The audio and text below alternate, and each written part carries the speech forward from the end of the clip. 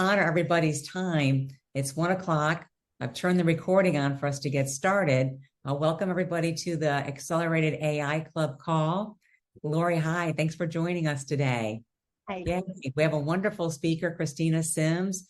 Christina is just an amazing woman. She built a Facebook ad agency to 7 figures and has a dynamic background in that world. She's a dynamo in the AI world, and she's a mom, and she's making it all work out. And I'm gonna let her tell you her story.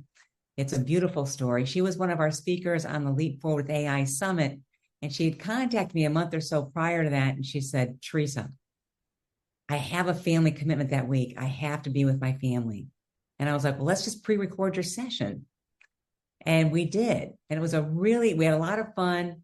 And when you're in that summit, those of you that were there, it was dynamic. It was very interactive. And I wanted Christina to have the opportunity to come present to all of you so that my AI club members could have that authentic experience with Christina and experience her live. And I'll be able to answer your questions also. Yes. And Christina, just so that you know, we have several members that love to listen to the recordings. We have one gentleman in Oregon. There's Russ from Oregon. And we have another gentleman as far away as Germany. Oh my goodness. You have global reach. I love it. It's a really dynamic group. So I'll let each of you share a little bit about what you're doing with AI and your business to kind of give Christina a feel. And either feel free to raise your hand or put it in the chat. Go ahead, Charlene. Okay. So I use AI for content copy and market research analysis, and for creation of, thank God, SOPs for the business. You are in my wheelhouse. That's exactly what I use it for mostly too. And for, ideas based on the research that I've done, giving it my ideal buyer avatar. And I've created it for survey questions, for analysis of data that I've put into it, which is somebody else's orders and responses, leads versus buyers, and they're in the same market as I am. So to get behavior analysis, I've done it for a little bit of competitive intelligence, essentially going out and the generative AI especially go out and summarize this for me. I want, the main point that this is talking about, sort of thing, and been able to use that. And a few other things, but that's primarily it. I love it. You're exactly in my wheelhouse. When you talk about behaviors, we'll be talking about that a little bit today too. Wonderful. Awesome. Thanks, Charlene. And Janet put in the chat that she's just getting started. So you're in the right place, Janet. This is a lovely group of people. Janet is one of the individuals that purchased the Rocket Speed VIP package from the summit. And part of that package is the Accelerated AI Club membership for the month of March. Well, welcome, Janet. Glad you're here. Thank you. You're welcome. And Jody, same to you. Yeah. Who else would like to share with Christina what they're doing with AI? Okay, I've got Angela and Russ, and somebody's got some crazy background noise. We've got the train running in the background. It may be my fan on my laptop. Oh, the fan on your laptop. Let me switch the stuff. Okay, well, you work on that. We'll have Russ go. Go ahead, Russ. There we go. Okay. Well, I'm a math and science tutor, so I've been trying to build a custom GPT to teach math. Okay. But I ran into a big problem. ChatGPT doesn't really care if you get it right or wrong. It'll tell you you're wrong. It'll tell you you're right. Yep. And math is not its strong suit. Yeah. So I'm working with that problem, but yeah, having a good time with it. Awesome. Thanks, Russ. Dr. Angela, how's it going? Oh, good. Thank you. How about you? Hey. Awesome. Go ahead and put yours in the chat. I don't want to skip you, but I know that we can barely hear you. Okay. Let's see, is that Hey. Can't hear you. oh, it got muted. Any better? Okay. That's Can you better. hear me? Oh, that was good. Whatever you just did. No, testing. Okay. Yes. So I help technology businesses with marketing, business development, customer retention, and so I use AI for everything, for ideas, for shortening the time it takes to create information. So whereas I don't use it to write stuff specifically, I use it as a starting point to do the research for it. I also write scientific papers, and I use it thanks to Charlene. I use something called consensus.app to find those papers and references. I also use it to check itself, so I ask it for sources of information, specifically where it got that information. I ask it for fear factors around my avatars. What questions will they ask? I just wrote a book chapter for an anthology, and I asked what questions would my target audience ask, and I kind of gave it background information. So it's a sounding board. It's an assistant. Love that. Great. Awesome. Awesome. Thanks, Dr. Angela. Laura, you had your hand up. Oh yeah. Hey guys, and Christina, I can't wait to hear you speak. I'm very excited. Pretty much the same as everybody else, just really leaning in on it. I work globally with companies, large companies, design, strategy, thinking, repositioning, developing new products, whatever it is, but many times I will have written the copy up against the test panel, but this is where it's really come through. I need like a word, a juicy, I can't really use AI copy, you know what I mean? I'm not, I need like real, my copy or whatever, but boy, it has come through like a freight train with words and little nuggets that I just couldn't think of. So yeah. So I'm excited to be here. Oh, very cool, Lori. Very cool. She's being modest. She has clients that are, like she said, global, and her specialty is websites. I could tell she's being modest. Not, I'm going to say, especially we as women, we tend to tune down when we do. Put your crown on, women. You got to speak up. You got to let them know you're great. Men too, but we as women seem to recess back and diminish that. It's holding you back. Awesome. Awesome. Thank you, Christina, for the encouragement. So Jody, Steve, would you like to share what you're doing with AI? Been having some fun. You guys know that I'm really new into the email copywriting world, and I love it. And I love all the tech behind the scenes of email setup and funnels and flows and all that kind of stuff. And it's exciting for me. I use it to recently to do research about buyer awareness cycles and kind of some different niches. That's been fun. And starting points for email fascinations and bullets. So that's been fun too. I mean, I don't use them verbatim, but it really does, trigger some thought and some deeper introspection as I prepare and write copies and, think about flow and that sort of thing. So, and I'm also writing a devotional right now. And so it's been kind of fun to do some deeper research on Hebrew and Greek words using AI too. So it's been fun. My dad would love you. And SOPs are my jam as well, but a lot of times I find that it doesn't give me a really good result, So I'm really excited for what you're going to share today and see what I can learn to get better at that. So thank you. Awesome. Thanks for sharing, Jody. Appreciate that. Steve. Well, I think my chat said it all. I'm right standing at the beach. The waves are crashing, and I'm wondering which foot I'm going to put in the water and where I'm going to actually enter the ocean. I'm up here in Maine, so that's an appropriate illustration. And whether I'm going to go in from the beach or jump in from the rocks, that's and so you've been trying. You gave me a list. What should I be using? And I'm thinking about what will make most sense for what I do. I mean, I'm a performance consultant. I do a lot of training in organizations, leadership development around assessment based, and most of my businesses come through referrals, but I need to be a little bit more active in creating a consistent steady stream of customers and be able to get some of those systems going along that line. So I just see it as a way to streamline a lot of the things that I have to get creative around. And I love that, the nugget piece and all that. And I'm very interested in SOPs. How do you develop? Because I will need help. I do everything and some very well and some very poorly.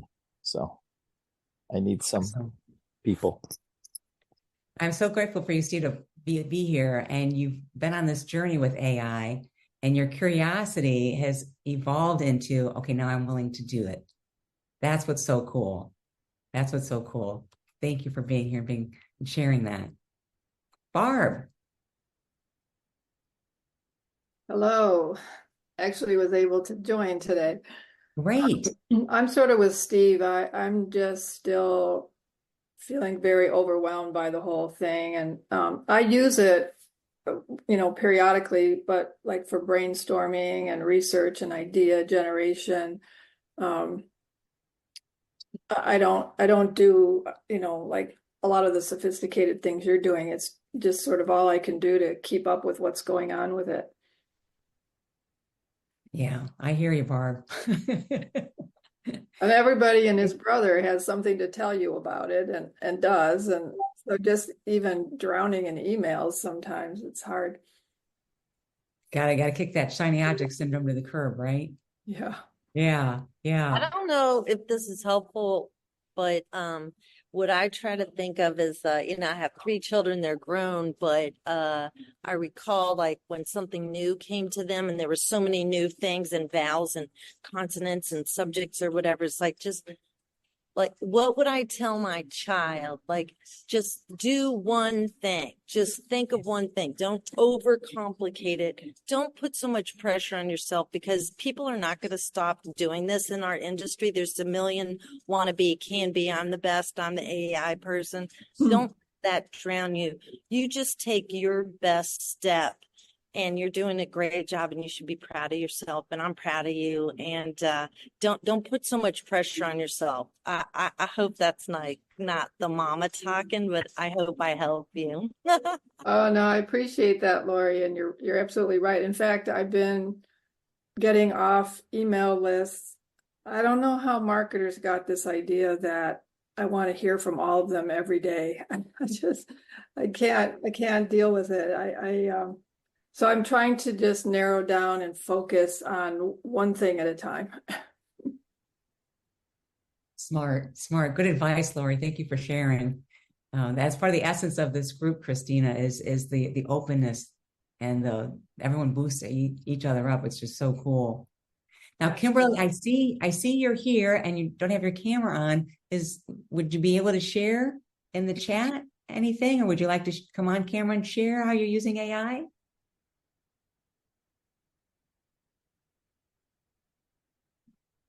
Going once. Going twice. Kimberly, can you hear me okay? Give me a Y in the chat if you can hear me. Maybe she had to step away. Yeah, darn it. Okay. Maybe she'll come back in. So, Christina, this is our beautiful group. And we you all. And then I can see they're like, yay, glad to be here. And just so we can learn a little bit more about you, Christina. Yes, tell us more about like how you felt when your success first happened. Like, how old were you when that happened? Ooh, now you can't be asking a woman how old she is. I promise you, I'm older than I appear. I first felt successful. It was 29 years old. That has been, I promise you, a while ago now. I thought I called myself Corporate Chrissy. My name's Christina, but usually my friends call me Chrissy for short. And I'm the first in my family, first generation college graduate. I graduated with my MBA from Seton Hill. And I wanted that corner office. I grew up in a town called Connellsville that pretty much looked like Mayberry. It was all farm town, and I just wanted to be able to see life. And so I said, I'm gonna get that corner office. And then by 29, I ended up becoming a COO/CMO of a digital marketing agency. A gentleman approached me saying, I want to build this from scratch. I need your help. I had an agency background prior to that. So I took a chance on myself because it wasn't this well-known company. And I'm like, okay, this can either really work in my favor or this could be really bad. And so just the fact that someone entrusted in my talent enough to say, I want you to lead this thing, that's when I really started feeling success from there. 2 years after that, it officially became a 7-figure running business agency. And so I really felt success from there. I didn't quite get the corner office, but I did get an office nonetheless.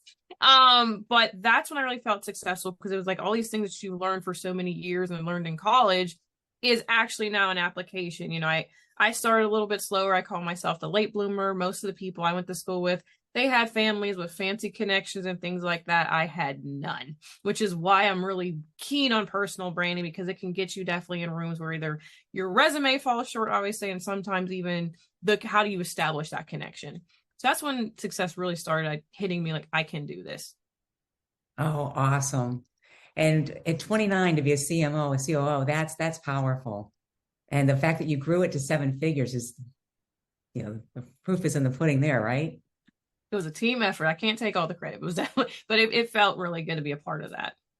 Awesome. What motivated you to want that corner office?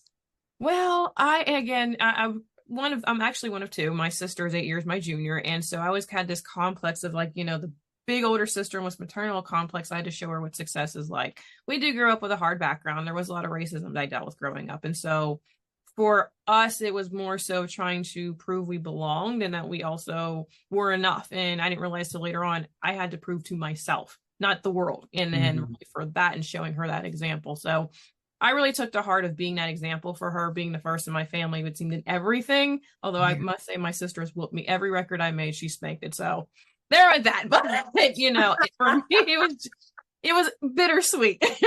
But you know, it was really just, that's what kept me going, is to show her an example. Be you, keep going, and you know, and trust in yourself. Very cool. Very cool. That's why you're so cool to tell us to put our crowns on our head. Yeah. Now you're in business for yourself now. Yes, ma'am. What motivated you to do that? Let me give you the abridged story because it's a little long. So Corporate Chrissy had this amazing view. I was going to, you know, just stay in that role. But what happened was my husband and I found out we were expecting our first son. He's my only. And I was thinking this is going to be good. I love Wonder Woman. So I definitely had that Wonder Woman complex. I can do it all. It's going to work. You guys probably see where the story is going. And then 2 weeks after, well, actually when I had my son, he almost died during birth. So he was supposed to then come on like the 24th. I actually went to labor on a due date, but then it just stopped. I had some medical complications, and then I got rushed to the hospital in an ambulance because they said we couldn't find his heartbeat because they were getting ready to induce me for labor. So I'm spitting out the animal crackers like, what are you talking about? I'm like, everything was fine up to that point. And rushing to the hospital, everything's kind of a blur. They had me on monitors for 20 hours, just said we just got to stabilize. I'm like, okay. Then the monitor went off again and completely flatlined, as did my heart with it. And my husband's. And so all I remember is this medical crew coming through the doors. They shoved my husband out the way, rolling me away. I'm trying to grip him for life. Like, don't let them take me. And I remember a blue cover going over my face and nothing else of that. My son made it, bless God, but I have no recollection of his birth. And so that was just like kind of this first wake up call that, oh my gosh, life is really precious here. And it really just kind of changed the perspective on how I viewed everything. I was just really a workaholic. I still have to watch those tendencies. I'll be candid with you guys, but it really set in that this is really what life is about. And so 2 weeks later, and I had an emergency C-section, cut open. My boss says, the one who I made $1 million and plus, if you do not bring your butt back, like in the next 2 weeks or so, you don't have a job. And I'm like, excuse me? Like, I built this. You, what? So at that time, I was the breadwinner, and I could not have my husband trying to financially cover it all because my son had medical complications for a while due to the trial birth. And so I went back to work exactly one date exactly after I had birth. And I was so mad because my mom was sitting there with my son. She was getting those precious moments, those first cuddles. There was no maternity leave. And that's something I can say looking back, I regret. I wish I had the strength then to walk, because you don't get those memories back. But in my mind, I was thinking financially, I was still doing what was right by my son. And so after that, I started realizing that, it was this constant battle between trying to be a present mom, present wife, and be present in a career. Fast forward to 5 years after that, there's some things that kind of went back in the backdrop with that. But then I was faced with the decision again. I said, if I ever was put in that position again, I would walk. He wanted more hours of my time to try and then supplement to get to the next level. And I just decided to walk. So Mommy's Life was born actually during that period. That's the name of my business, which is just really kind of a walking autobiography, I always say. Yeah. But I am now officially full-time in it as of probably about a year and a half or so ago now, because it just continues to be this war back and forth. And with AI, everyone's like, oh, we can do more. Thank you, Steve. Appreciate that. I saw his ability to do less. I'm like, no, because we're always so obsessed with more and more and more, and you don't get those memories back. You can't take all this with you, so those of you who are like, I don't know where I'm going to jump in. I actually am very, very much like you all.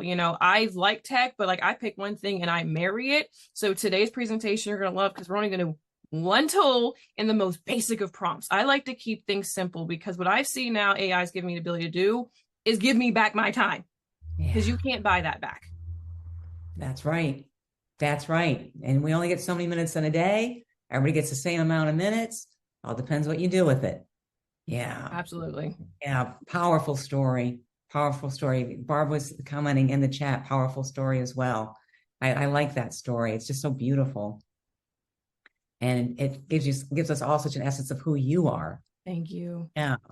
And now we've got your essence. Show us how to show us our essence to the world. Absolutely. Yes. So let me share my screen. So it's going to be part live demo, and part I'm going to have the ChatGPT screen going across on the side, because sometimes we know ChatGPT is not our friend. So I like to try and make sure I am equipped technically for no hiccups.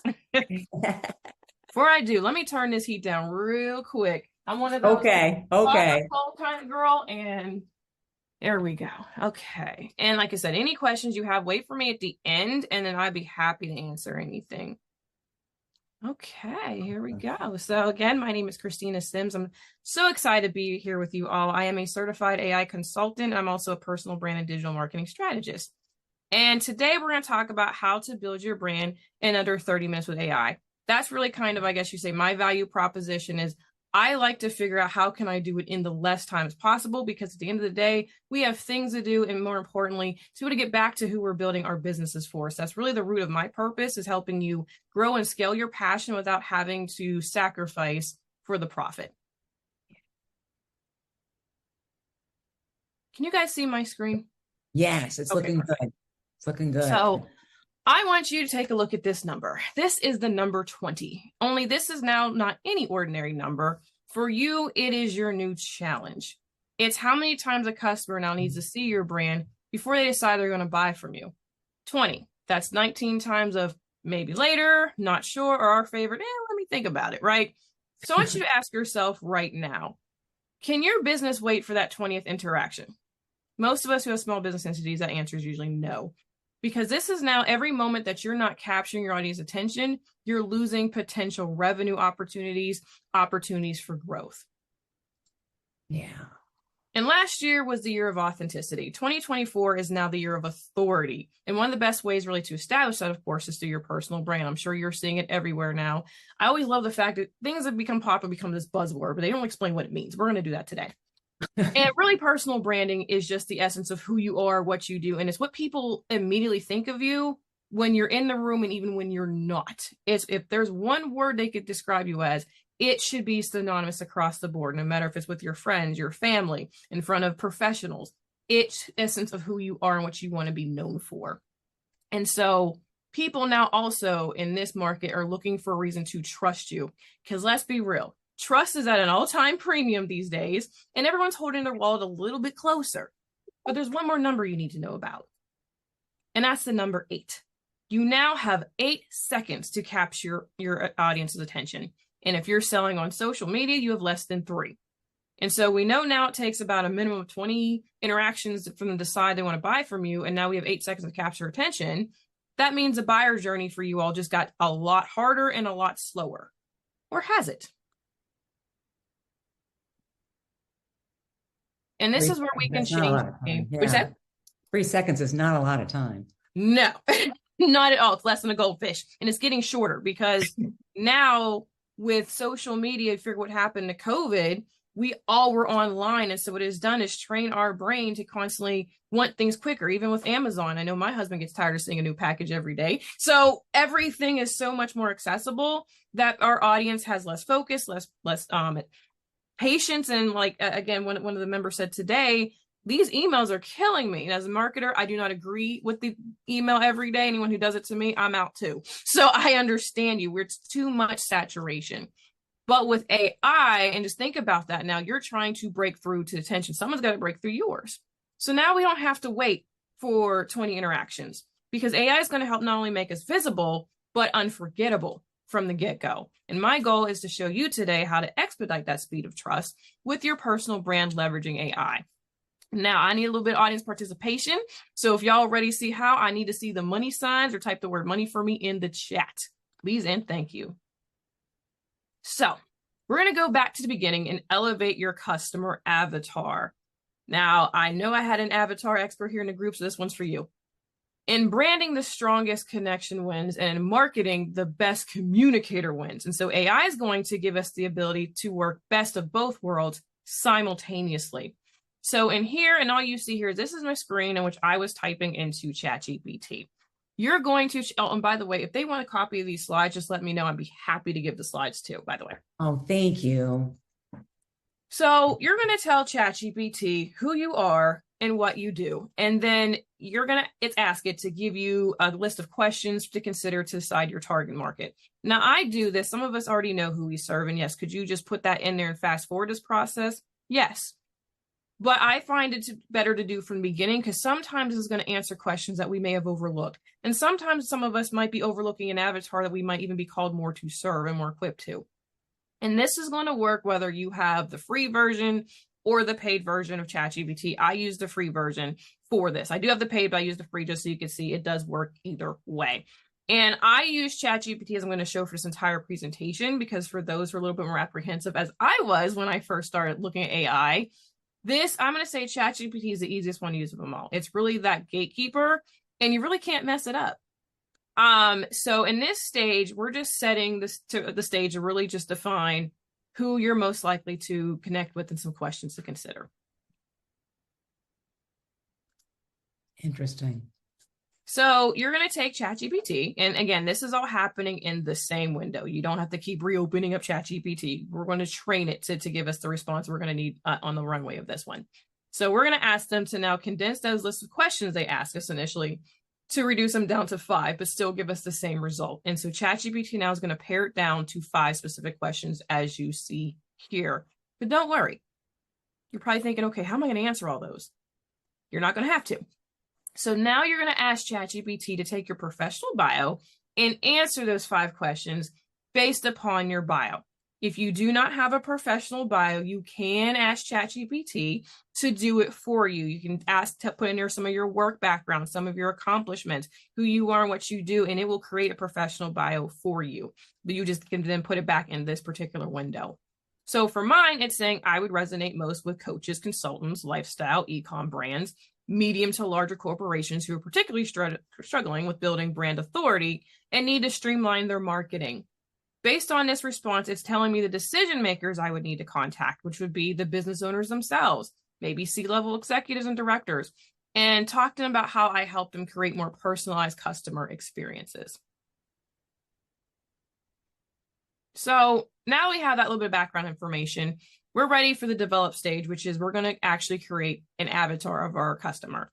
And we're going to ask ChatGPT to give us a detailed customer avatar, which includes specifics like the demographics, psychographics, and behavioral details. And ChatGPT is going to break this down, all those elements, and tell me who my brand would most likely connect with. And this is great, but I like to go deeper. So if you put deeper for me in the chat, I'd appreciate it. So now when we ask ChatGPT to go deeper, again, you don't have to have a super fancy prompt in this one. Yes, it's true, trash in, trash out. But when you already are establishing certain things, all we're doing really right now is almost acting as a coach to ChatGPT to tell them what we're looking for. And so it's going to go deeper now on the avatar originally created for me. And you see expanded. So it's giving a more in-depth observation of what exactly and who exactly is my audience. And for me, I like to get really deep with my avatar. Specifically, I'm gonna keep drives them at night. Where they may be on the phone with their girlfriends or best friends saying, I can't believe I'm still struggling with this, what they value, and even what objections that we're going to face, because we know those are the things that are going to we're going to have to overcome to build trust with our audience. And this is really huge, because really what this is doing now is painting the profile of, sometimes I know some people are like, okay, I don't know how when I open up Facebook, I'm seeing ads that look exactly like what I just talked to someone. How the heck is that? This is going to give us the ability to really mimic that same ability, because we're really getting deep into who they are. Sometimes in marketing, we get so caught up in, I serve female founders or I serve dentists, but we don't get to the human aspect of who we're trying to serve. These are real people with real struggles. And really, when you want to sell to somebody, what happens if they fail? And that's where you really get them. That's where they're looking at, or what happens if they succeed? When you go to those two nth degrees to be able to speak to them and show them how we get there. A lot of times with pain points, we keep talking about, this is what you're struggling with. They're like, yeah, we know. We don't need the word trauma, reminding us. We want to describe the symptoms. What does that look like for them? You're struggling to get sales. You're struggling to get followers. You're struggling to have consistent leads. So that's what's going to build there. And you're like, this is how it's making you feel. Your avatar here on ChatGPT is going to break that down for you, so you really understand what's happening here in their life. So in this example, I chose to ask my avatar's values, which are empowerment and efficiency, and of course, balance, which makes sense because I usually work with a lot of women who usually are mothers that are caregivers. So now that we know a little bit more about them, we understand, how do we speak to them? And ChatGPT is going to tell us now how to effectively engage with our avatar. And it's going to create a list of not only where I should connect with my avatar, but specifically how. And this is really important, because now we're tailoring our communication to make it more relatable, make it more genuine, so we're not sounding so salesy.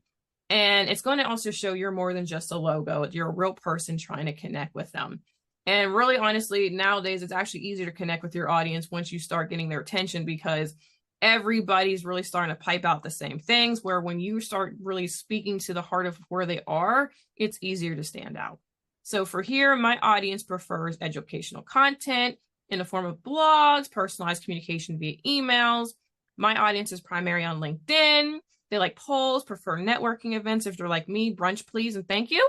I should regularly publish articles and publications on the go, show thought leadership, and I should provide services that are more bespoke because they prefer tailored experiences. And that's exactly what my brand is. I'm predominantly on LinkedIn. I tend to write blogs. I definitely focus a lot on media, and my services are more tailored towards the business owner to fit specifically their budget and or their needs. How's everybody doing so far? Give me a thumbs up if we're still doing good. All right. So I had mentioned earlier how ChatGPT can tell us the objections that we'll have to overcome. Now, if you're like me, I don't like sales. I know as far as a business owner, that's the lifeblood of our business, but I don't care for it. And this is now going to help me become more confident in my sales process. So we're going to ask ChatGPT how to tell us how to overcome each of these objections, but more specifically, give me the copy that I should use. And so ChatGPT is going to give specific explanations and the wording to address those concerns. It's going to help us gain their trust. And you can use this on your website. You can use it on a sales page. You can use it in your social. Or if you have sales calls, now it's giving you scripts that you can use on your sales calls to be able to convert your audience. And of course, we know usually the most popular objection is money. So for my avatar, it told me that I should offer flexible pricing tiers. And specifically, it says I would tell my prospect, I understand budget concerns, which is exactly why I offer scalable solutions. How about we start small? Let me demonstrate the value, and then you can decide how to proceed from there. I want to make sure you get the most out of your investment. That's a lot easier, and I can tell you from firsthand knowledge, I would have never come up with that. And so now that ChatGPT is helping me to be able to connect with my customers and sell to them specifically. And This you is can amazing. What'd you say? Yeah, it's just amazing. I would have never thought to ask ChatGPT what are the objections, and Right. And you don't have yeah. to say it word for word. Obviously, you can say it in what's comfortable for you, but now it's really taking that grunt work out of, I don't know how many books I've read on sales. And now if we had this, those books would have been a lot faster for me to get through. And so this really it can give you even situations saying, I'm on a phone conversation. I know what to answer questions in front of an audience. You really can get deeper with this, but it's at least giving you a running start. And more importantly, you see, it is giving you what I like here, the objection based upon what their objection for. So for example, for the long-term commitment, it's telling me what I should say to mitigate that. So it's telling you what types of objections per objection, which is really, really great. I love it. So we've defined our avatar. And now we're going to work on building a deeper connection, because a lot of people stop short. They get the avatar. I know where I got here. I'm writing some copy, but we want to now build another layer. And that really happens through your brand story. And I believe storytelling is one of the most powerful ways to connect. It's 22 times more memorable. I know, Dr. Tree, this is definitely your jam as well. But it's not just about telling stories. It's how you tell your story. And more importantly, telling a story your audience wants to hear. How many of you have been on probably different people's lives and things like that, and they're giving this whole roundaway of their whole autobiography, and by the time they're done, you're like, what was I here for? That is an example of bad storytelling. So your story, your personal brand, I want you guys to understand, it's about you, but it's for your audience. So what you're trying to do is pull parts of your story they actually can connect to, or tell it in a way where they could see themselves in it. And that's why they were lost. They had lost you, is because they were in I mode and not thinking about you. So typically with my clients, it would have taken them days or even weeks to write their brand story, because they need time to reflect, put it all together. You know, some of us have been on earth a little bit longer than others, and that's okay. But that takes time to really compile that data. But now ChatGPT can write that for you in a matter of minutes. And so every story starts with a powerful introduction. You usually remember two parts of stories, the beginning and the end. And this is making sure that you rope them in, even if they didn't listen to the middle. So in this prompt, I told ChatGPT when I started my business, what my life was like beforehand, what inspired me to start it, and then asked ChatGPT to give a list of powerful ideas for an intro. And as you can see, it gave me about 5 or 6 different examples. I'm going to spare you of it because you already guys heard my story. But it just basically said, now that I started my business, because after I almost lost my son during birth, I forced to return back to work exactly 1 month later after sacrificing maternity leave.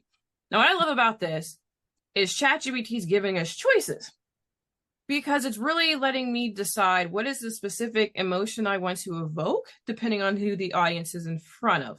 So if I knew I was in front of, let's say everybody here was a woman, I would have picked number 2 with the relatable opening, say for working mothers.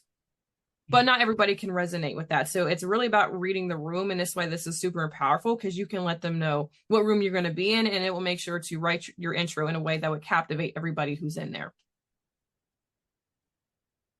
That's very unique. I've never seen anything like that.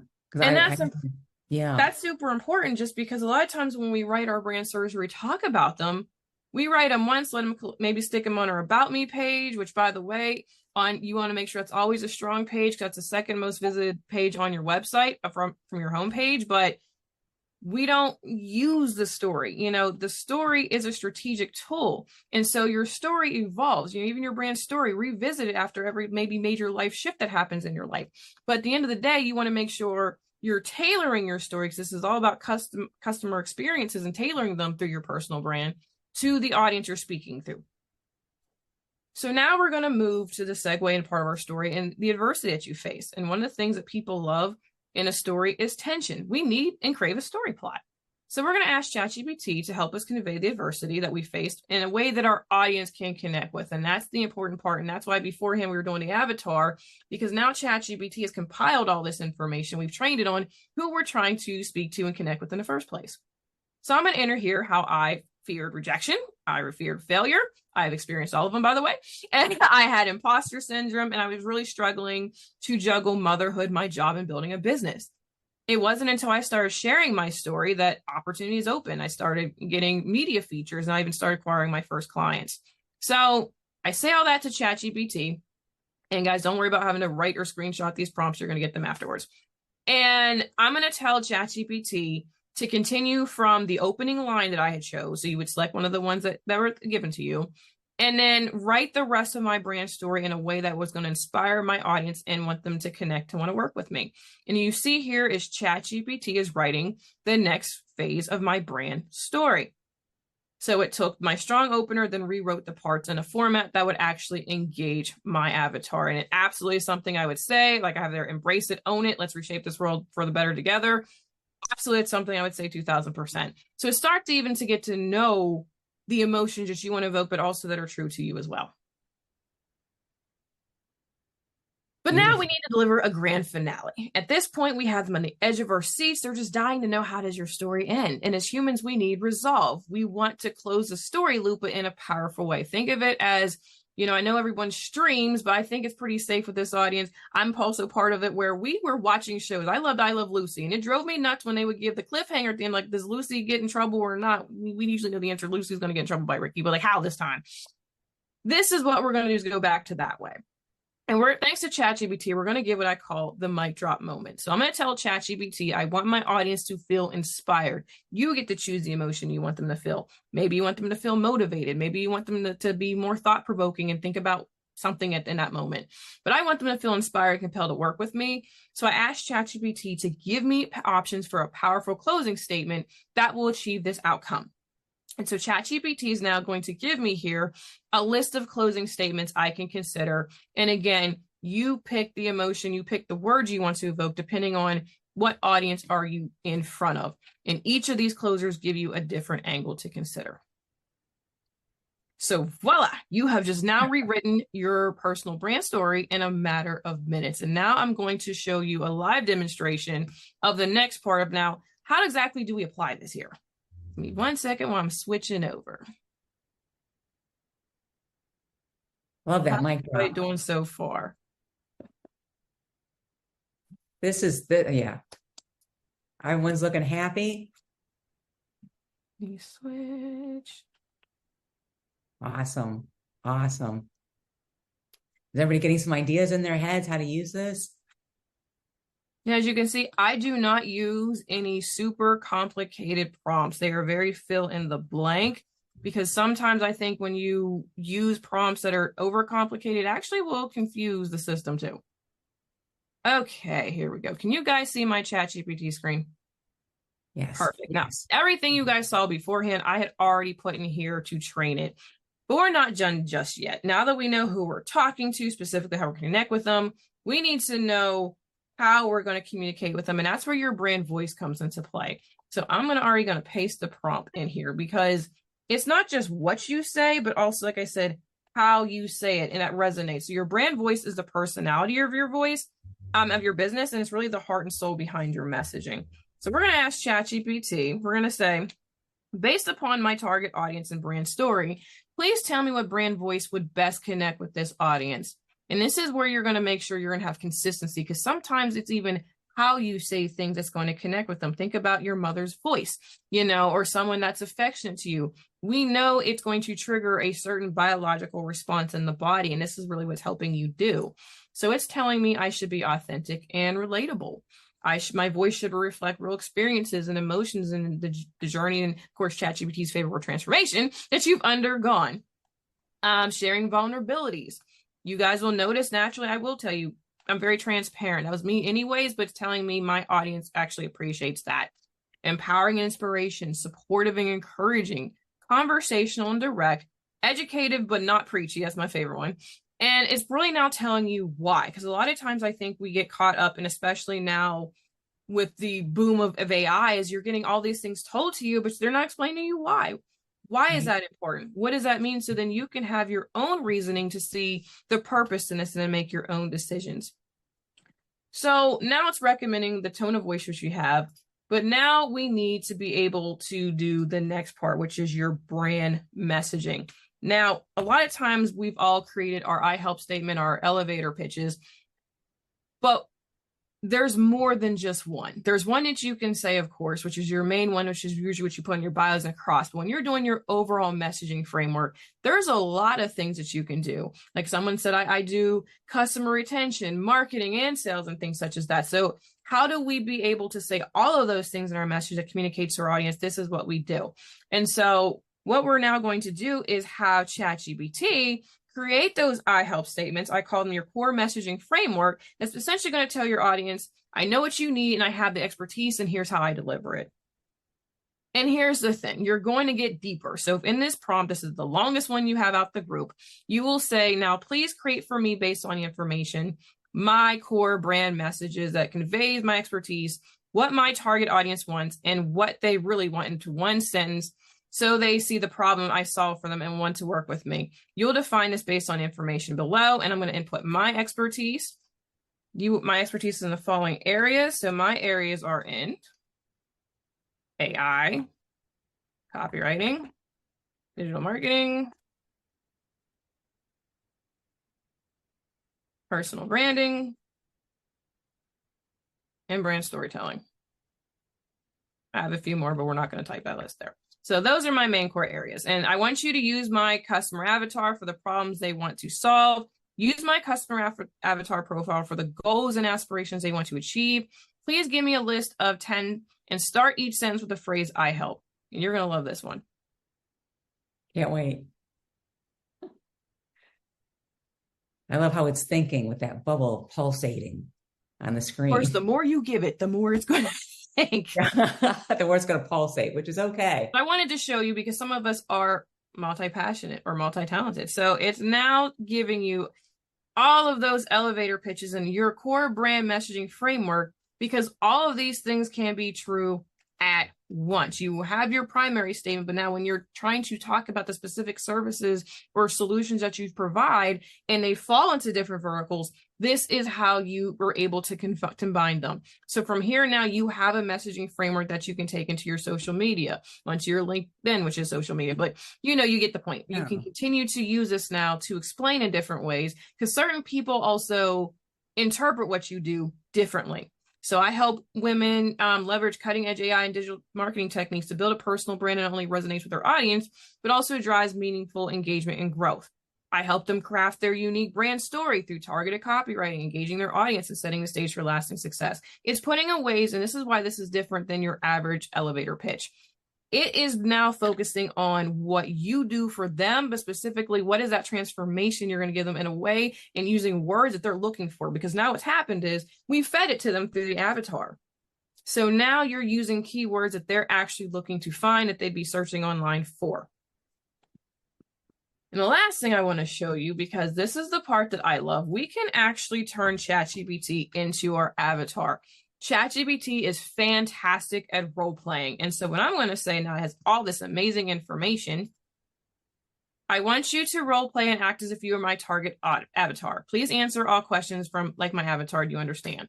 And ChatGPT is like, of course. So I'm going to now ask it to describe what a normal day is for you. And let's see what Chatty says. And it's saying, as an avatar, a normal day for me starts early, often before the rest of the house wakes up. That's my life right now. The quiet time, usually our avatars are usually a reflection of us, 9 times out of 10.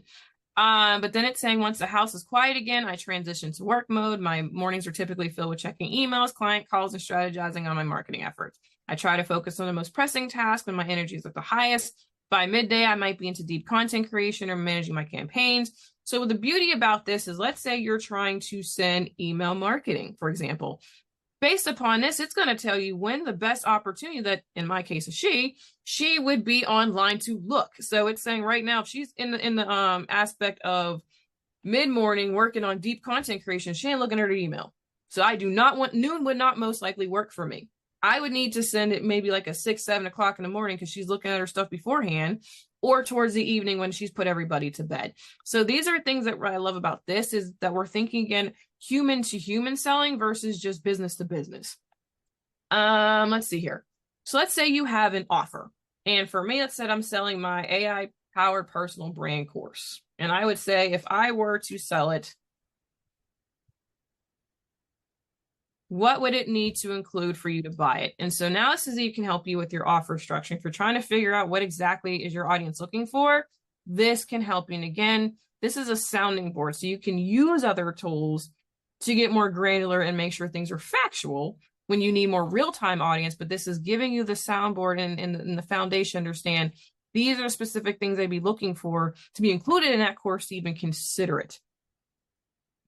And the last thing it can do for you once you've done these steps, while it's doing that, I'm going to pull up. I'm going to use a sales page. So this is not really a sales page. This is like it was a workshop I offered once, but I'm just going to put the copy in there. And then I'm going to show you what you can do to make sure for those who are like, okay, I don't want to use it for copywriting, but it can tell you what type of copy you need to make sure that you do have on there. So let me paste in here. Here we go. So now I'm pasting in old copy I had did for a workshop.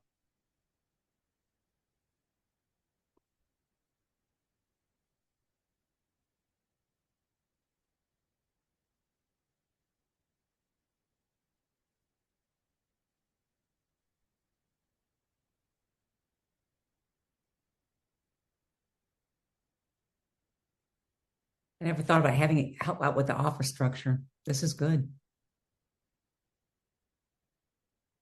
And I mean, you can really ask ChatGPT once it's in role play mode, and it only works once it's been trained on who your avatar is. Let's put it this way, it only works to its best point.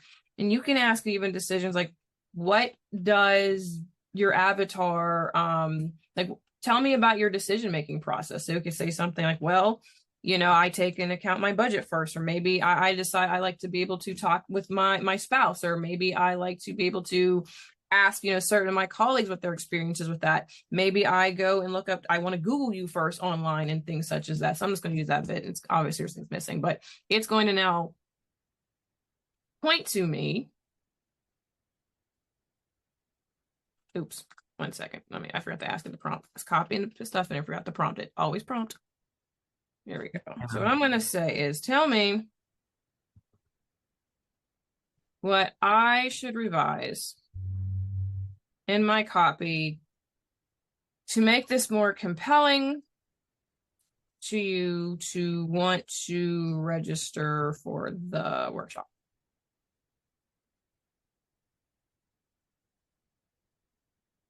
Now I can paste all that. There we go. There we go.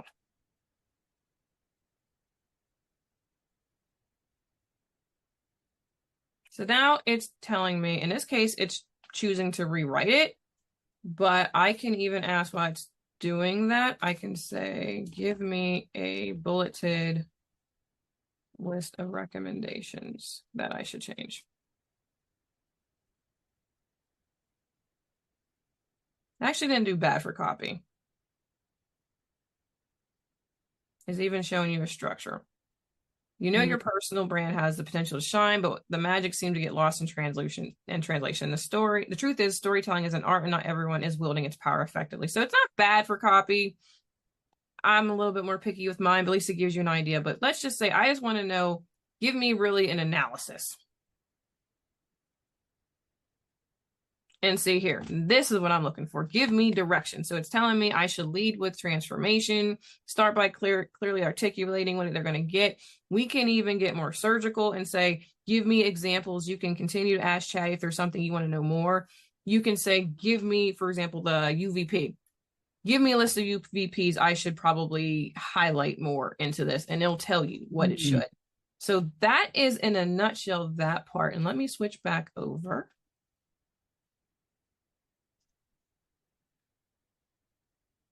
Yeah, I've seen a lot of different types of market research and avatar research. You so clearly with that whole what's a normal day. I keep it simple because again, you're selling human to human. I think a lot of times we can tend to overcomplicate the process, and that's why AI sometimes can look so confusing. You just need to ask the basic things that you need to know, and it will guide you through that process, so it doesn't have to be so out there. I think sometimes in this era right now, I could say, of AI, is that some people are trying to prove their expertise so much that they forget they're trying to talk to it on this like doctoral level. And I'm like, we're just trying to figure out how to use it in our day-to-day lives. And so that's why I usually try and keep my prompt simple, because that's how I use it every day. And so I just want you to remember this, that facts tell and stories sell.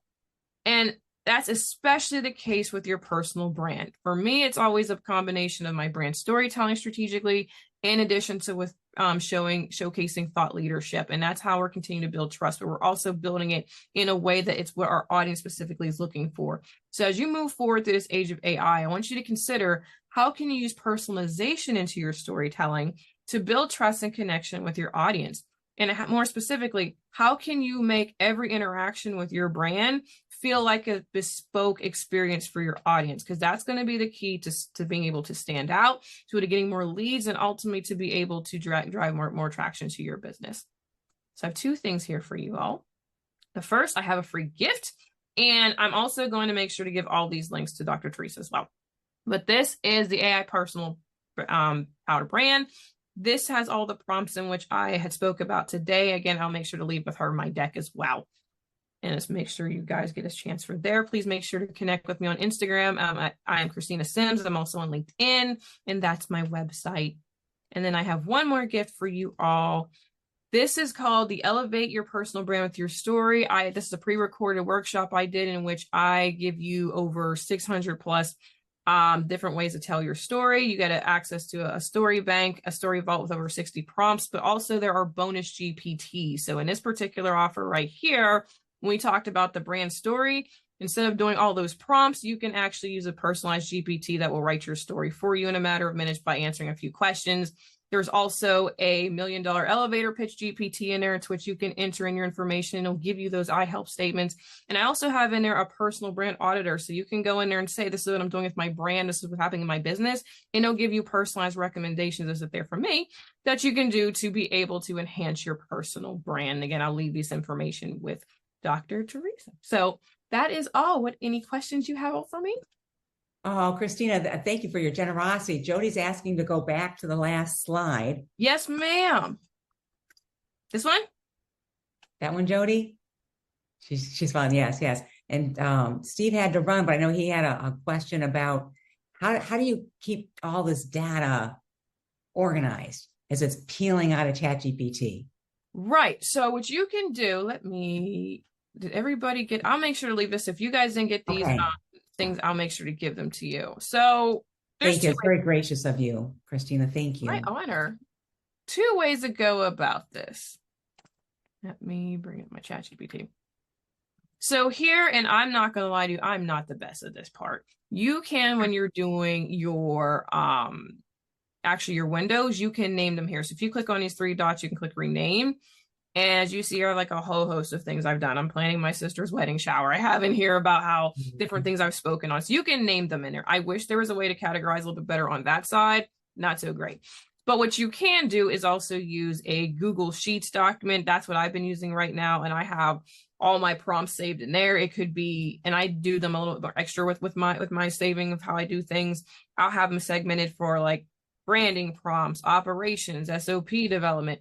I have them in there. When it comes to the tools, I do not overdo it. I have 3 tools that I use in my business, and that's it. That's all I'm committed to right now, because I don't want shiny object syndrome. They work for what I need. So choose your tech stack, stick with it. If you're getting tired of it, then maybe you can explore, but I know that's why I usually speak with ChatGPT, because it's usually the basis of things.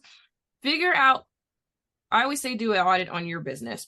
What can be expedited? If you know I need content creation to be expedited, it's taking me too much time, then explore and take a look what tools fall under that. And then pick one. You might want to compare 1 or 2, but then you're like, I like this one or this one, or if you want to pick it based upon budget.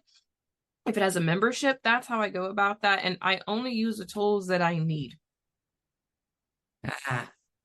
That is great. As far as organization, you can simple as a Google sheet and just keep your prompts in there and keep referring back to it for what you need. Just put them by category.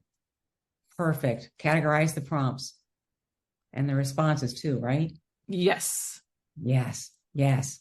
Okay. Now we've got, what other questions do we have for Christina? I know it's been an amazing presentation. I've never seen the offer put out like that and analyzed by ChatGPT. And you had said that with that offer and the structure is to definitely use ChatGPT as a sounding board, check the facts. Mm-hmm. Use Perplexity to check the facts, yes, or something else? I use Perplexity. I mean, sometimes I'll just use good old Google if it's something quick, but I like to use Perplexity because it'll give you a range of resources. That's perplexity.ai. That will give you the best information in real time. What I like about that is it also looks just like ChatGPT, only there's factual information over there. So when you're really kind of go from system to system, it will still look familiar with you. It'll still have the windows, little chat opens to the side, and you can continue to build from there. So I love Perplexity. I usually like to pick platforms that are similar to what I already have, so the learning curve comes down a little bit. Right. I know a couple of weeks ago we had someone show us Claude. Yep, love it's so Claude. similar, yet it gets so sidestepped, yet it has its purpose for us. Mm-hmm. Yeah. I mean, I tend to stay, like I use Claude, I've used Google Bard, but now Gemini. And then I've used Perplexity. I've stayed in like those areas. Like I know there's one like Jasper and things such as that.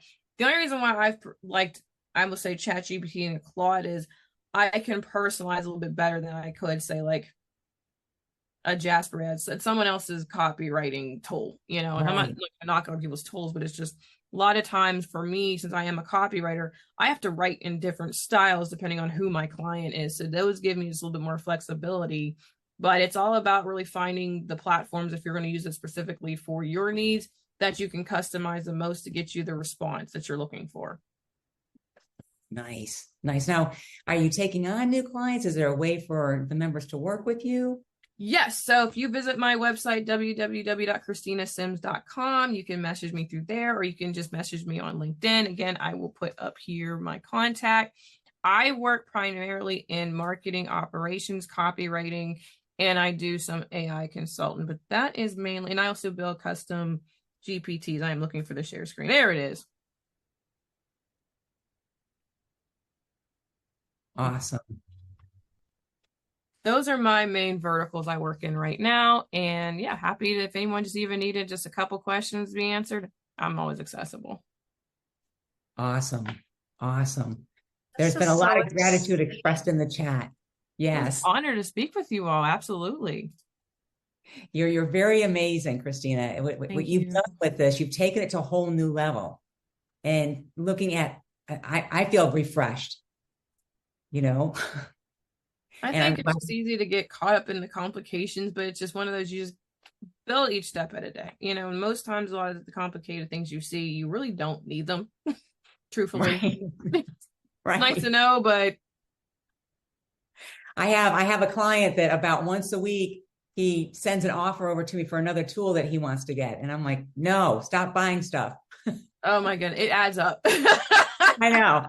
He's like, oh, what's another $200? And I'm like, stop buying stuff. Then you get another gate where like, okay, and now you got to reinvest in credits. And I'm like, oh, they're getting clever with this.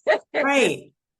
You know, for 3 days, lifetime offer, lifetime access. I saw a question about Perplexity AI. That is just a tool that's pretty much like an encyclopedia online where you can go in there and ask, what's the capital of Idaho? Or, you know, or information if you're looking for, I need statistical data on the marketing industry, and they'll give you all the information. You can trust that it's real, because in ChatGPT, she has an imagination. She will make stuff up if she don't have an answer. There's never been a time where I don't know. So it's just great to cross-reference over there. If you're doing a presentation, I know someone was talking about they're doing like specific case studies and papers. You want to make sure that information's accurate. Always go over there and, you know, cross-reference what's the statistic from. So don't ever ask ChatGPT for a statistic. It might not be true. You can pull that instead from Perplexity.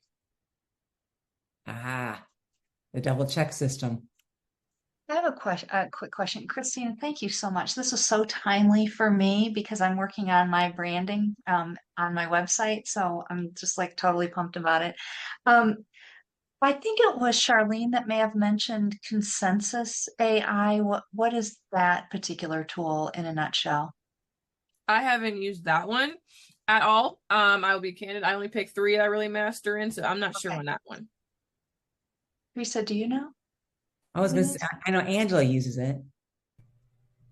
I do. It's very good. It finds all sorts of stuff. I just did a paper and I uncovered all sorts of stuff.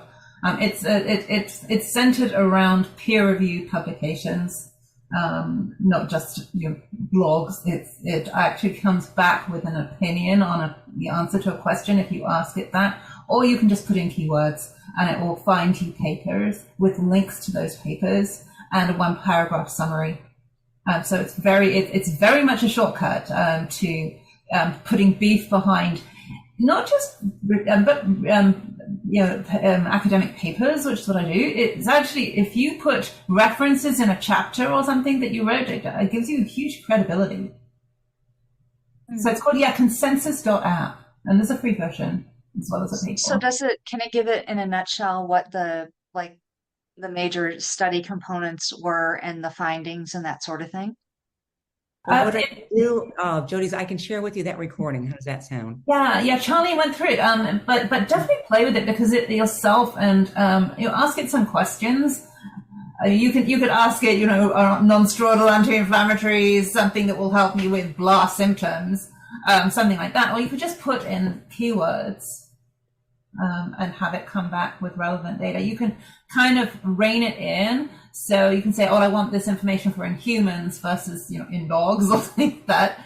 But it's scientific papers. You've probably seen Google Scholar as a search engine. It does a better job than that. It really narrows it down to the specifics of what you want. And I found it does find references that it's hard to find on stuff like Google Scholar or the NIH website.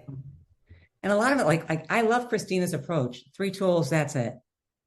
And That's all I need right now. I mean, yeah, unless you're getting into the field where you're teaching on AI, but then again, it depends upon if you're niching. If you're just doing, I have a colleague, Alicia Little, she spoke, she learns it all, and that's her arena. Again, that's my purpose, that's my drive, but that's more takes my time.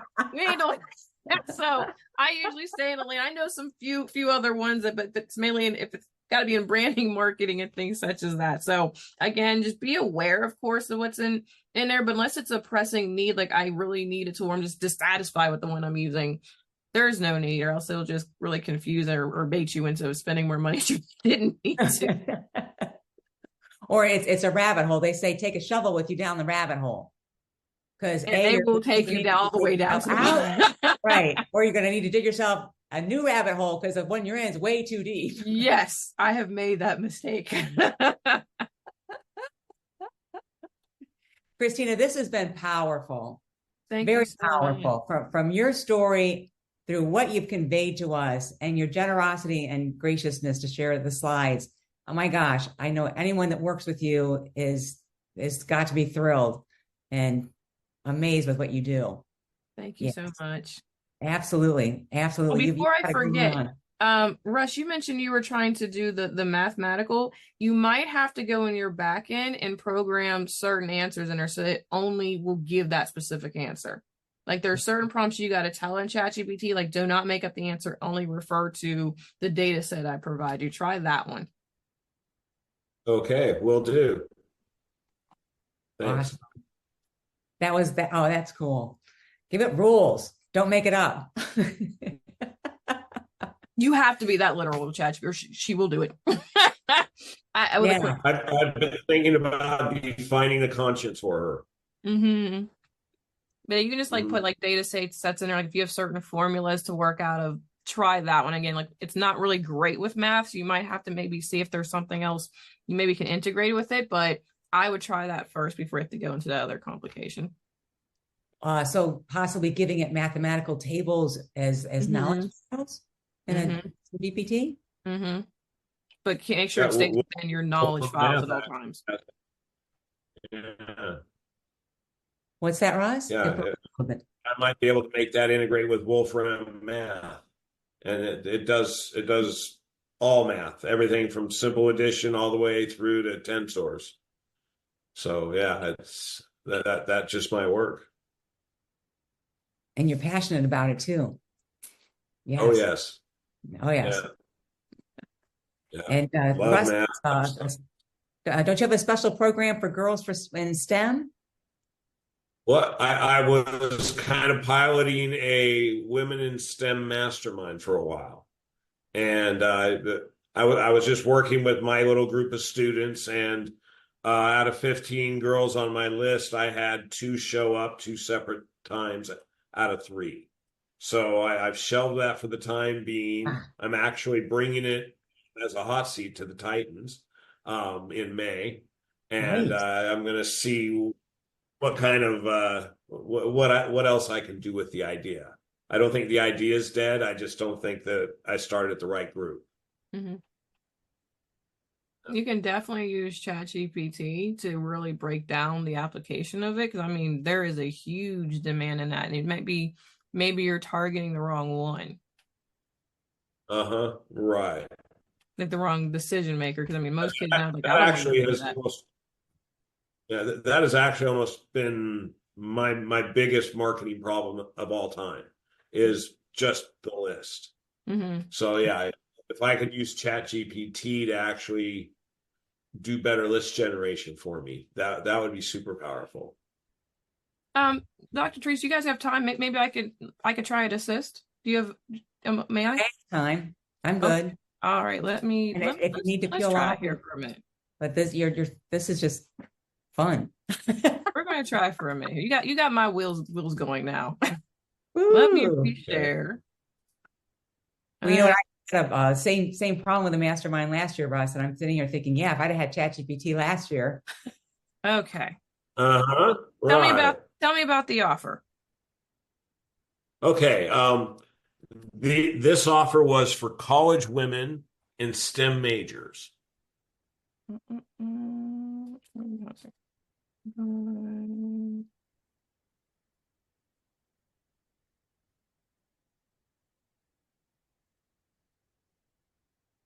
typing is not that great. Okay.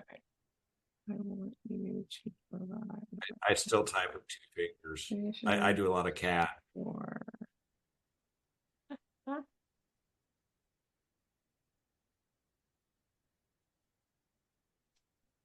I like that. Do not write until I tell you. Do you understand?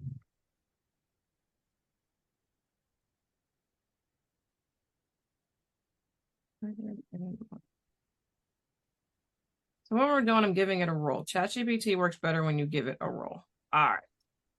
I'm ready for you. So you said this offer targets.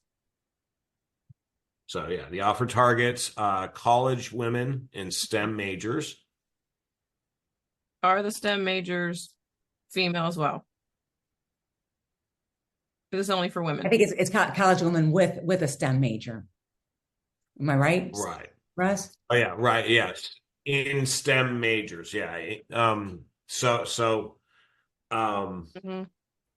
But working with math and science, I have a lot of girls go through my program in high school who go on to college. And so they go on to different science and math careers. And I have found that my mentoring has really helped a lot of them in the past. So the idea was to start a mastermind group where they could come and hot seat their issues, that we could have breakout rooms, we can have presenters, and we could just have open discussions about issues that they faced. I actually started out by providing some tools for them, a success scorecard. We talked about the concept of who, not how from Dan Sullivan. Let's see here. Let's see what it tells us. So it's now, of course, going to break down the usual. Yeah.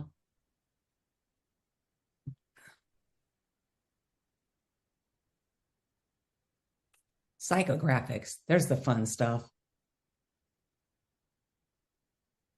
All right. So we know why to be interested, but we want to get into what would be.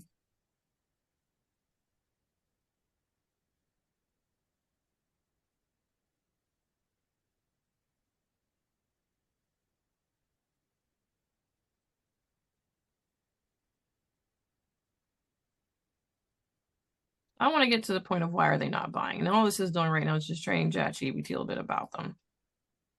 Okay. We're not going to go deeper just yet. Okay. All right. So this is what I exactly thought. If they're college age, if they're like most college, we broke. So we want, most likely, Mostly we know when you think about masterminds, I know at least for me, because the background I've been in, I know Dr. Teresa, you and I share a lot of similar people we know. The first thing I'm thinking about, okay, this is going to cost me like a vehicle. So this time I'm just trying to figure out how I'm going to pay for this bill, and I'm already in the process of adding more debt I want to pay for once I graduate. So now that we know financial constraints, the word mastermind might be the issue. It might be they're thinking already that perception. I'm not sure how much it costs, but there might already be thinking that cost issue might be a problem. So what we could ask it, since we know cost is probably the biggest issue. All right. Let me say number one, financial constraints. Good grief, I promise you I can type better than this. Okay, financial constraints is the largest issue why my target avatar isn't buying. Please provide for me other ways I could deliver my service that would be something they most likely would purchase. Wow. My offer gives hot seats. I'll put my original offer. Okay. You said expert trainings and ways to support them to have a successful career in STEM or related fields. Beautiful. Use STEM.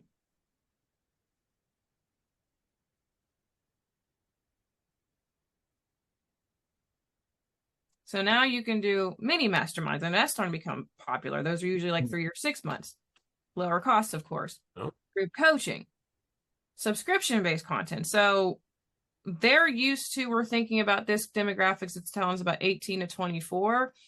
They're used to subscriptions. They're streamers now. So they're probably got Hulu, Netflix, something. That, what I usually do when I'm thinking of an offer, I now am starting to think about the application of how are people consuming content now? How are we now operating? Because it's changed now because of COVID. Now cable's gone for the most part. We don't really do newspapers and things. I still like paper. I'm old school. But this audience, we're thinking about how are they moving in their life right now? And we know that is a very demanding field they're in as well. So it might even be something helpful because not all colleges have tutoring. So that might be a positioning thing where it's like now they're getting extra support for, hey, this subscription model. And so now what you just do is put all your pre-recorded things in there, and you can continue to add as you go, and the price can go up a little bit, of course, as you add more value. But then now you can bring in people much exactly like this model right now that Dr. Teresa does. They would be used to this, and so it's something supplemental, and then something you can maybe add in there is helping them if you start getting connections with placement. You know, maybe it's a networking thing for them and things such as that. But this is at least they're used to already online courses because they're studying. I would be careful with that just because if they're already studying something or thinking, why do I want to add more? Whereas at least if you're doing more of a supportive with this, that might be something a little bit more. But at least this can just show you different ways of how to do it. So I would say since they have demanding schedules, let's just say I want to do, let's use the subscription base. I like the subscription base because it just gives you MRR, just recurring revenue. I want to do the subscription based content model. Give me recommendations on how I should create this that would entice them to be able to purchase. Let me give it to be able to purchase, actually engage, I'm going to say actually show up and engage. Uh-huh.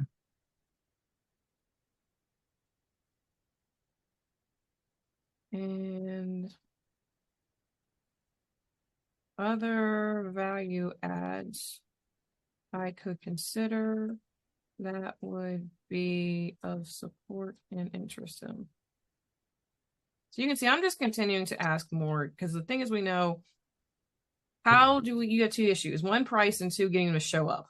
So that's what we're continuing to ask, like, what are things that you can do? So flexible, so it can be on-demand learning, mobile friendly, which most platforms already do that. Yeah, I really like the way you're digging down. It gives you a bunch of responses. You're picking one. Let's focus on that. It gives you more responses. You pick one, focus on that. And It's it's a great giving way to you go deep.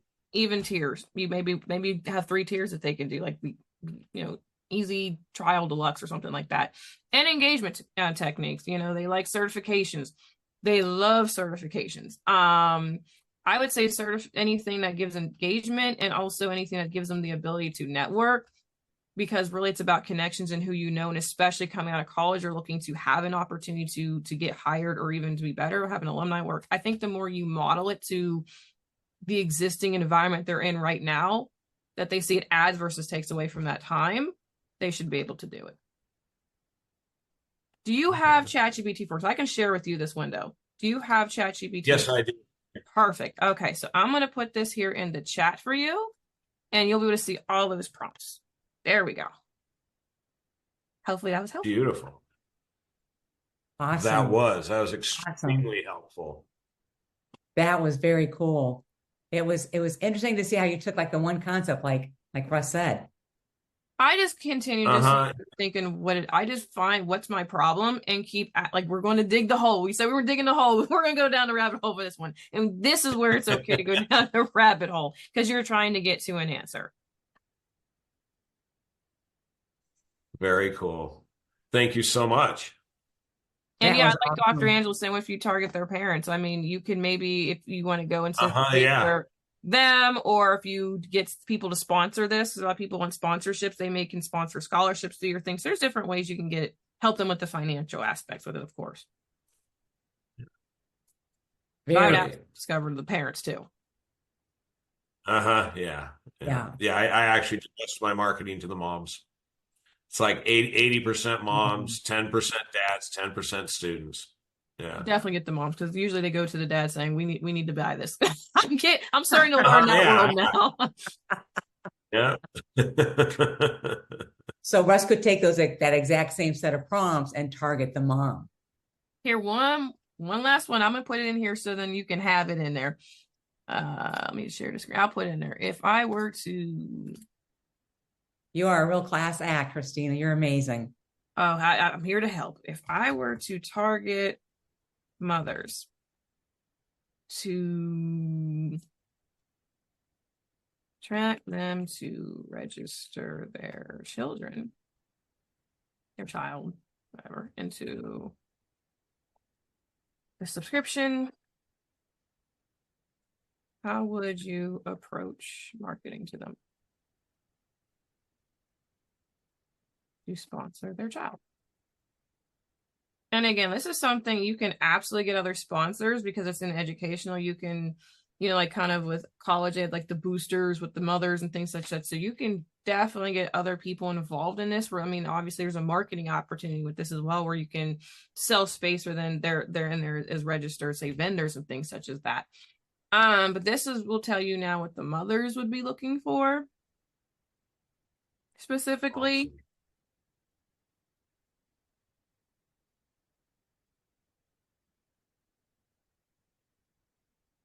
And then from here, you can absolutely ask it to, 1 second, see. So, absolutely for these are the things in which the mothers are definitely looking for. So I know I can go to my husband, like, listen, it's he wouldn't care about the safe environment for my son. His name is Grayson, but he would care saying, listen, they have financial flexibility, and it's going to help, get the ROI. We're putting little Johnny into, or Jenna into this, into the first place. So those are the things, especially as mothers, Some might say I can just buy myself. Most times they might be speaking with a partner or a spouse, to which you can say to them, hey, we have flexibility here, but more importantly, we are giving support that most likely their education isn't.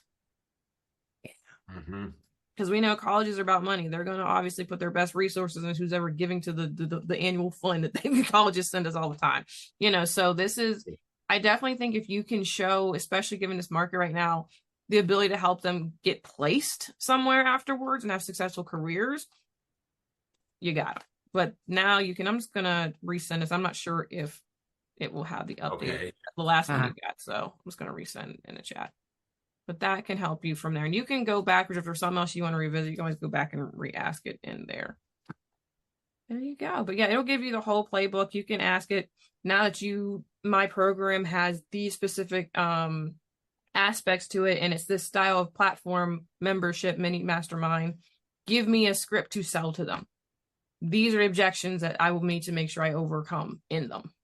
And you can run through the same playbook that I just taught today about building that avatar out, so you can tell that then the ChatGPT, this is what you're going to have to overcome that sales pitch. Please write it for me. And so they'll give you the speech. Beautiful. Beautiful. Thank you so much. You're welcome. That was incredible. Yeah. That was so cool. I felt connected because I was terrible at all things science and math. I needed you then. Right on. Well, you were a big help. Yes.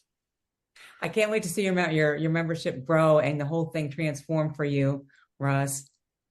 Yeah, you'll have to keep posted on that. See what you do with it next. That was so cool. Christina, thank you so much. What an amazing process you have and such insights. And I know it comes from all that college education and your life experience running that Facebook ad agency. Yes, just beautiful. Thank you so much. And thank you, Russ. And thank you, Dr. Angela, for hanging in there. Thank you. Yeah, I think this one breaks the records for the longest accelerated AI club call. That's my fault. No, I think it speaks to the volume of value you brought to the table. Yeah. Truly. And the creative process that you use ChatGPT for. We're all getting hit hard with these prompt issues, but nobody's showing us how to use that critical thinking that you're using with it. And that's what's going to make the difference for everyone 3 years from now, 2 years from now. You've got to be able to think critically. You've got to be able to think outside of the box. Yes. So thank you so much, Christina. It's an honor. You're a gem. Look forward to seeing you here in Florida. We'll go to the beach. Yes, please. And I'll make sure to send you. Give me 10 today, and I'll get you this deck, and you can disperse it to the group. Okay, we'll do. We'll do. Thank you all so much. Such an honor. Bye. Thank you.